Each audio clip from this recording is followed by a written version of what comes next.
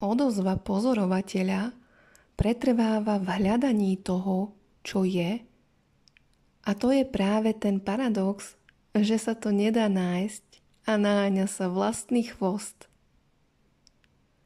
Zaplnenosť mysle môže spôsobiť, že hľadač a pozorovateľ nie sú uvidení, uvedomení a nie je tam sprístupnené bdelé vedomie skutočnosti. Myšlienky vedia pôsobiť prenikavo až uveriteľne a odosobnenie od nich je nevidené. Kto však ste bez pozorovateľa? Kto je ten, čo pozoruje pozorovateľa? Ostaňte v tichosti s týmito otázkami. Reagujte na ne daným priestorom bez miesta. Je možné prehliadnutie ilúzie pozorovateľa aj hľadača.